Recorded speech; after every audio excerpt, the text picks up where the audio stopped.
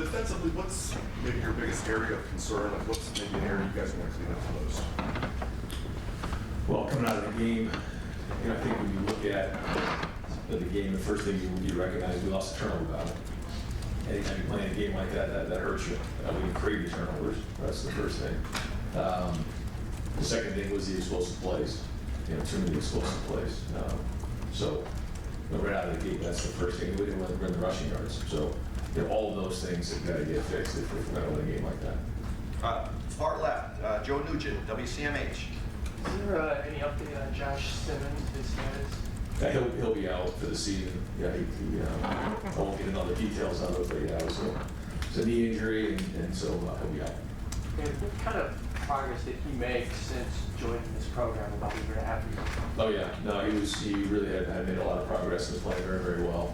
So big loss, but got an opportunity to, for another guy to step up. So he'll be in there.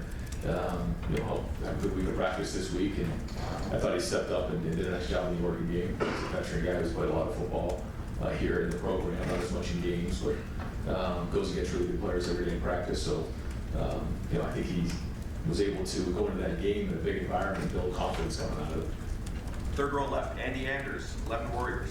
Yeah, I know you guys have a high pressure rate looking at some of those numbers, but are you happy with the pass rush, the amount it's getting home, and maybe the scheme that it's being drawn up to get after the quarterback? Again, I'm not happy with anything right now, but certainly we want to get more pressure on the quarterback. There's no question. It's the coach's job to make sure that we put our players in a situation and environment to be successul. So that's the first thing we've got to look at, and it's the player's job to go do it and execute it. So all those things were part of the conversation this past week, and we definitely need to do a better job there. Stefan Kreische, Cleveland.com. You mentioned Zen there.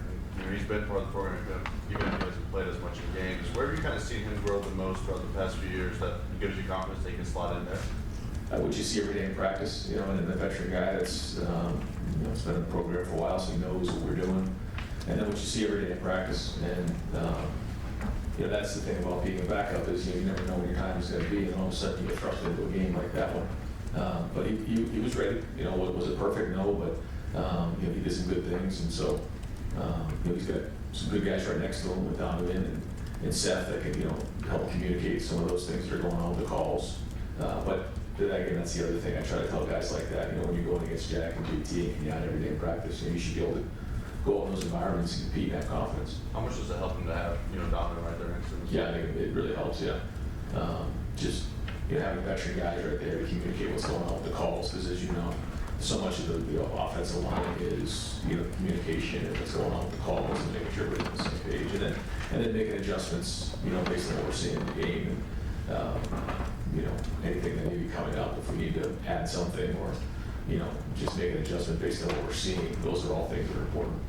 Tony Bergman, Buckeye Huddle. Ryan, rumor last week that Lathan Ransom was injured in practice. Can you address that and anything there? Yeah, no other updates on injuries right now. Jeremy Birmingham, the podcast. Ryan, you've said before, after games that don't go your way, you guys have to evaluate whether it's coaching, talent, or execution, or scheme, talent, or execution. As you look back at Oregon, do you pinpoint one of those as a problem? And if so, what's the step to address it? Because there's obviously other talent equated games coming. Yeah, I think the first thing, like you said, you look at the personnel. You have to make sure we have the right people in the right spots. I think we do. Maybe we can tweak a few things, but I think we have the right people in the right spots. Then it comes down to scheme. I think there's some things that we can do better, for sure, putting guys in better situations to be successful. And then there's the coaching, and I think we definitely can do a better job there. Making sure that the guys understand exactly what they're doing, getting them lined up, and then going from there. But I think it's a combination of scheme and coaching. Dr. Berry, WBNS. Coach, you've said from the get-go this is going to be a long season, especially if we can play on. Some are comparing to maybe like the NFL season. It's hard to go undefeated, period. Not happy with the loss, but what do you say to the kids and everyone, because the goals are still there? Yeah, well, like you come out of the game and you got to identify the things that didn't work, which we did. Make some adjustments. We need to overhaul everything. Not really overhaul everything, but there are some things, the way that we're coaching things, the way that we're scheming some things. We need to make adjustments there. There's no question. But once all that settles, you realize that, you know, there's a lot of football ahead of us. And you look ahead at, you know, what we got in the second half of the season, and then right here with Nebraska. And so, you know, you quickly move on to that and realize that, you know, there's a lot of teams across the country that are taking a loss, so now we got to go adjust and play our best football here in the second half of the season. You know, you could have as many as, you know, 10 games from here on out. So, you know, that's important to make sure that we now move forward. We learn from the game, but we can't dwell on it. We got to move forward, and we got to focus on Nebraska. With the way you're handling things now, has this allowed you maybe to get more involved with the defense now? Yeah.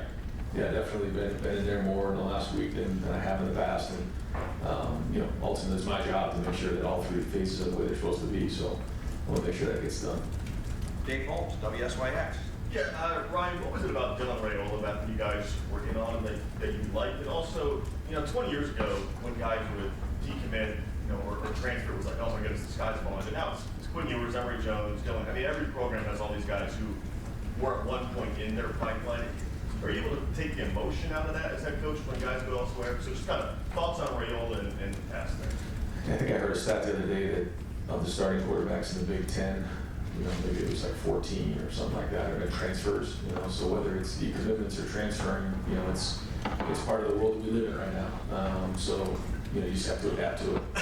But we try to make sure that we're retaining as many of our guys as possible. That's kind of the stability of our program and the culture of our program. But, so yeah, that's that. You know, when it comes to Dylan, I think he's got an opportunity to be a great player. I think he's already playing at a high level. You know, he's got a lot of talent, and he's got a great family. Joey Kaufman, Columbus Dispatch. Ryan, as far as when John's on the radio, he's doing fine. How is he practicing this weekend? You know, is that having affected the Oregon game like football? No, we look close at that, but that wasn't an issue there. Minor procedure. I think he's actually feeling better now than maybe he did going into the Oregon game, so he's good. Was it not done that before Oregon? Yeah, it didn't affect the Oregon game. Okay. Yeah. Stephen Means, Cleveland.com. Denzel's a veteran for you guys, played a lot of football, but obviously couldn't have his best game a couple of weeks ago. And I think we've had this conversation about other guys in the past, but striking that balance of letting a guy like that who's played a lot of football, done a lot of good things for you, figure it out versus maybe trying somebody else in that spot, like a Jermaine Matthews, who has been thrown in there at times. Was there any conversation like that happening throughout the game? Hey, let's give Denzel a series off, let him get his head together, and let's throw Jermaine Matthews out there just to see if we can get something different. Yeah, it's definitely, you know, part of the conversation. You know, you have to decide what gives you the best chance to win in that moment. And, decision was made, and so, you know, we evaluate that and figure out if that's the right thing moving forward. But we believe in Denzel. We think he's a great player, and he did have a couple plays, you know, there that you know weren't good. He would tell you the same thing. And so he came out last week and had a good week of practice. And he's another one this week, and he'll rebound and play well this week. How do you feel about your secondary depth, cornerback and safety, overall right now since you're into it? Yeah, we probably have more depth at corner than safety, but I feel like we do, you know, have enough guys back there, you know, to get what we need to get done. Bill Landis, Kings of the North. Ryan, are Jim and Larry on the same page with how to go about generating more pressure in the schematic tweaks you're talking about?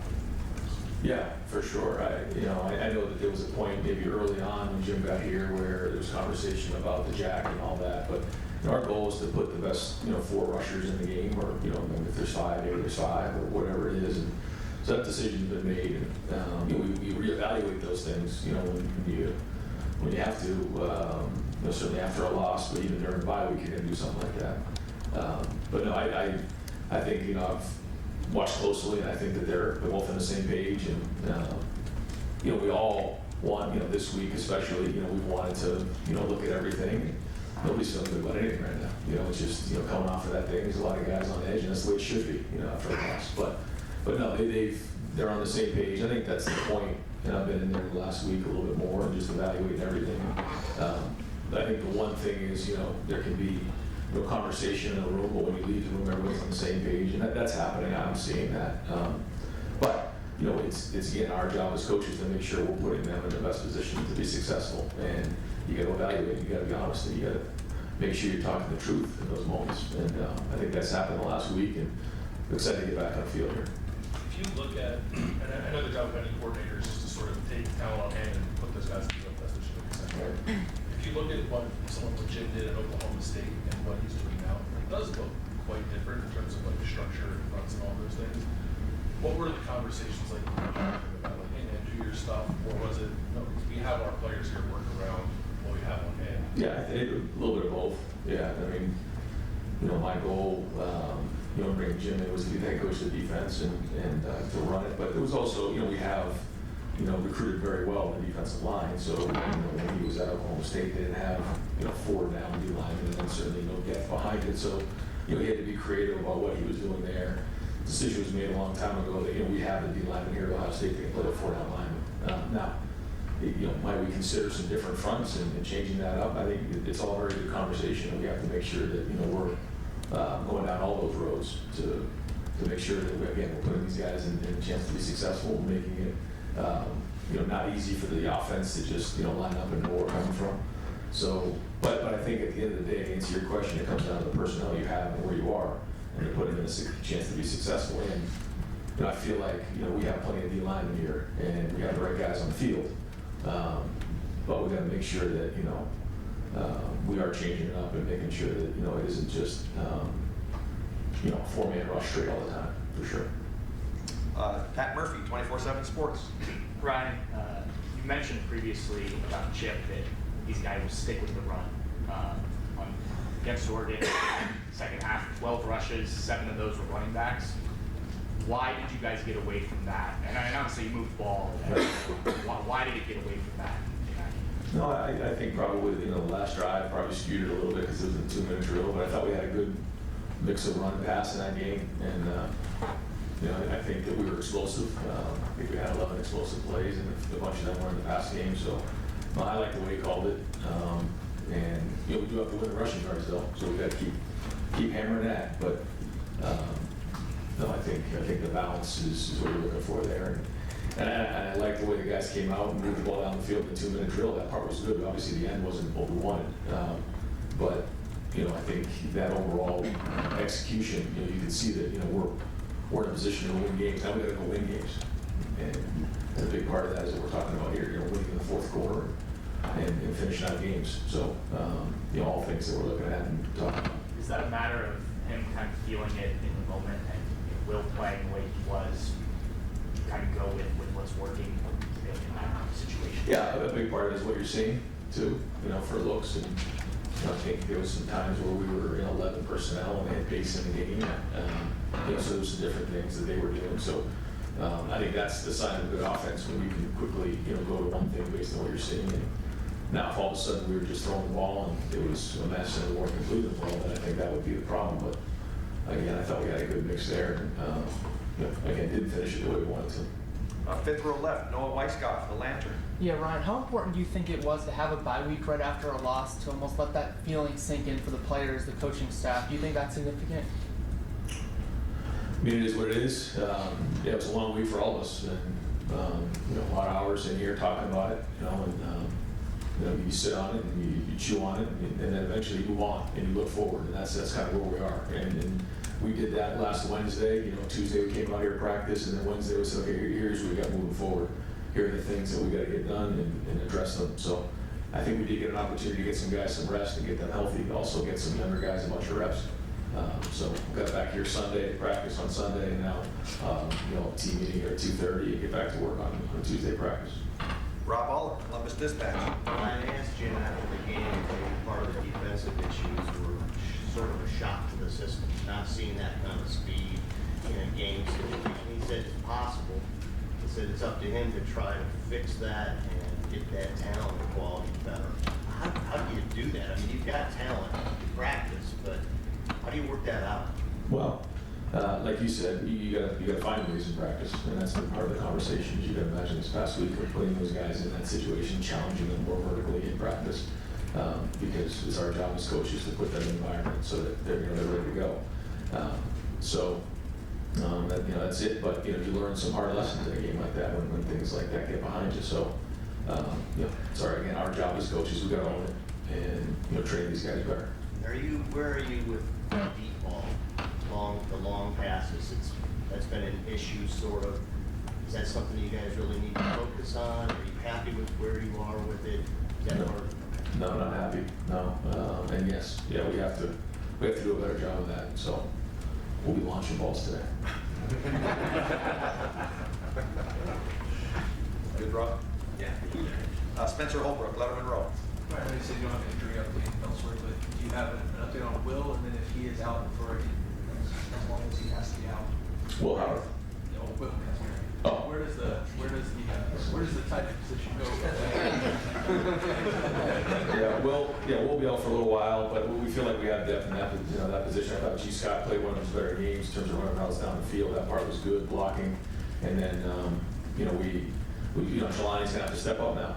Ben and Christian's gonna have to step up. These guys are gonna have to play, and we have to put them in there. But they've been training, they've been working, they've been practicing. They don't miss any reps.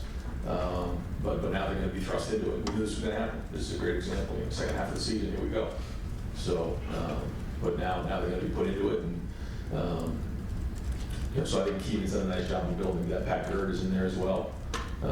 So all those guys are going to play. It looked like you used Bennett a little bit in the run blocking. How important is he going to be with the role with that? As well as kind of your piece there. Yeah, Bennett's gotten better. He's gotten a lot better. Spring he made some progress. Preseason you started to see some more. He started to get more consistent. And then as the season's gone on, you've seen him improve, and now he's doing games. So, his physicality is going to help us. And then he's done a good job running routes as well. So it's time for him to play anyways. So this is kind of happening at the right time. Jeff Gilbert, Press Pros. Yeah, Ryan. Will said after the game the other night, maybe there's a lot of fire under us. You've said a couple times not happy with things or with anything you said earlier. Just the attitude, the approach, a chip on the shoulder since this loss.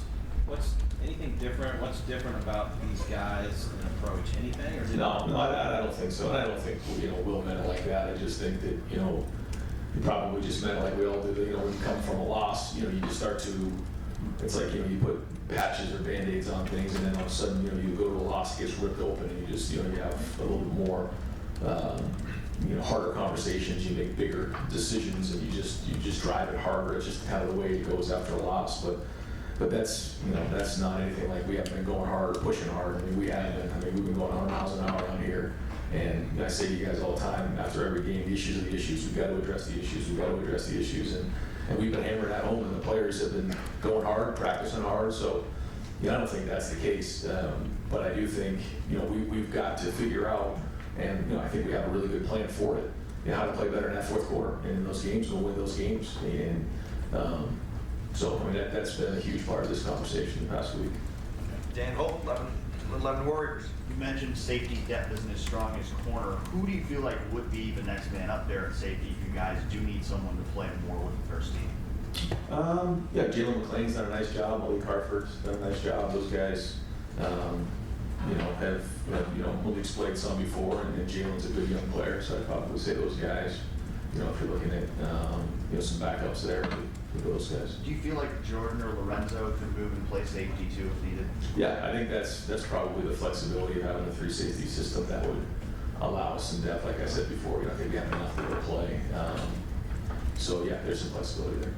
Austin Ward, the podcast. I feel like we're probably belaboring this point, but when Nick Saban says that Ohio State's pass rush is antiquated, do you agree with that after what you saw last week? You prepared for a lot of offenses, there was a lot of defense. Is that an accurate description? Well, when it doesn't work, I mean, it's accurate. It's not working. So there's a lot of different ways to do it. There's different strategies on how to go do that. But when you have the results that you do right now, then certainly it's not working, and that has to change. Andy Backstrom, Letterman Row. Yeah, Ryan, one thing you could play here is anything to suffer a loss here and respond to that. What do you see from Will specifically, Will Howard, how he's kind of responded to the game already? Yeah, I don't think anybody was certain more than Will Howard after the game. Not that he played his heart out in the game, and it was a second short. And so you don't just, when you have a bye week, you don't just get over it the next day. It's just not the way it works. And it took a couple days, but had a great energy today. Was in asking questions about some of the past game with the offensive staff, bouncing around. He looks good. He had a really good practice on Sunday, so, you know, he's ready to go play the second half of the season. And then just to follow up, you mentioned several times being more involved with the defense. What does that exactly look like for you? Is it just in the meeting rooms, you working hands-on with players individually? What's got that balance for you? Yeah, all the above. Yeah, on the field, in the meeting room, whatever needs to get done is gonna get done. Adam King, WBNS. Kind of going off that, Will, when you bring him here, you obviously have a mindset of what you want to see on the field, but you can't see it until you go up against someone like Oregon. There was questions about the big game moment. Looks like he handled it pretty well aside from some other things. Did that give you a lot of confidence moving forward in what he can do for this team and where he can lead you guys? Well, like I said, the number one goal is to win. You know, it's talking about the defense, you know, statistics and those things will win, same thing on offense, you know. It's about winning. So I'd say the same thing about what we didn't win. So it's a loss. But once you take that part out of it, you look at the way you competed, there was a lot of positives coming out that way. So we got to grow on it. So next time we're in that situation, we do win.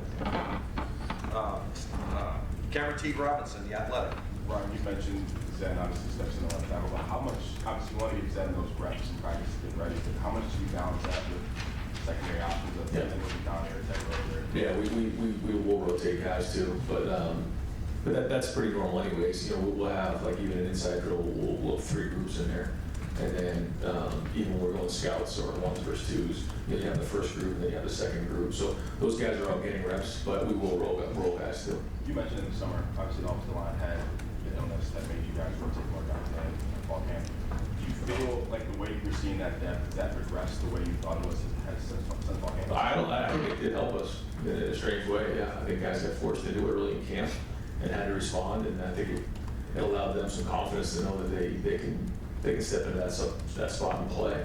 So yeah, and now Zen's really going to take the next step. Now it's one thing to be, you know, in a situation where you're coming in to clean up a game or finish a game. I wouldn't say that was clean up a game, but that was to finish a game. Now he's going to go being, you know, the starter, and I know he's excited about the opportunity. He deserves it. Bill Rabinowitz, Columbus Dispatch. You said you hired Jim Mosley, head coach of the defense. In the non-huge games, the defense has been great. In the big ones, it hasn't. How much faith do you have that he's in him right now, and why? Yeah, well, because I go into the meeting and I had hard conversations with everybody, and I know what the plan is moving forward, and I'm involved with that plan. So yeah, I got confidence in all those guys on that side of the ball, and I know what we need to get done, and we're going to get it done. I think the other day, I watched the game last night, last play, it looked like Joe actually got down 1 second to go, and Brandon was calling timeout right away. Do you have any thoughts on that? Did you send it to the Big Ten? Did you hear anything from them? Yeah, we sent it in. You know, they said that, you know, there was no time left. You know, Brandon was calling a timeout. I was right next to the referee calling a timeout. You can see it on the coach's copy. And they said time to run out. All right, we'll wrap things up with Tim May, Letterman Row. Thanks, Jerry. By the way, the crowd also had rushed the field, right? I mean, it was chaos down there, so. Yeah. Will, what do you want Will to take away from those last 6 seconds? You know, because you were there as a quarterback a long time ago and stuff. I mean, there's so many things on your plate in that moment. What did you want him to take most away from that last play, so to speak? Well, just, you know, when you're in that spot, like you said, you know, I haven't been in that situation before as a quarterback, but I've been in those types of situations. Yeah, There's a lot going on. There's a lot going on. And, you know, the good news is, you know, we do have the communication, so we're able to give them some information in that moment. And, you know, we try to get a quick pass to Brandon, and something flashed in his face, and he tried to, you know, dart up. And, you know, with 6 seconds left, I mean, you got to get down pretty quick. And so I think, you know, if we could all do it all over again, he would have got down quicker, or we, you know, probably, you know, would have called something maybe with a little more spacing to the field. You second guess all these calls when it doesn't work out. So when we're in that situation again, which we worked that same exact situation twice last week, where you know, it was the same time on the clock, and we had one timeout, we're minus 25-yard line, and we had to go kick a field goal. So we continue to work that. Not that we don't do that anyways, but we'll just continually, you know, go through those situations so that when those situations come up, you know, we're just ready to handle it better. But I would just say, you know, obviously in that moment when you have that, we did save the timeout so that if he was to, you know, get vertical and get down, we could call the timeout quickly. Try to give him a quick pass and just layer it in the memory. Yeah. And last these are 2-1, little bonus thing, but how much do you listen to outside noise? And do you ever get something from the outside noise? And have you in the last 2 weeks, a week and a half, gotten something from the outside noise? You know what I'm talking about? People like Austin was just talking about a minute ago, that you go, yeah, you know what? Never thought of that. I mean, how often do you do that? And then number two, when you go into a meeting room with like Jim knows, for example, the defense, are you going in there going, hey, I want to see this changed? Or is it always conversation? A little bit of both there. Yeah, coming off of something like that, there's both. And the other question was The outside noise. I mean, Oh, yeah. there's Well, a lot of experts in this room. It's easy for everyone to say, just ignore everything. Well, your players are reading it, players' parents are reading it, recruits are reading it. So you got to be aware of what's going on out there. But at the end of the day, you have to focus on what's right, what's what you know your team's about, and that's really what it comes down to. I think it's important for our guys to understand that. But when you come to Ohio State, that comes with the territory. You know that. And a lot of people care, and I understand that. And it's my job as a head coach to make sure that when we get in that situation again, we win the game. So trust me, nobody's working harder, and nobody felt worse coming out of that game than I did. So I'm going to do everything I can to make sure it's right. Coach, thank you very much. Thanks, Ryan. Thanks.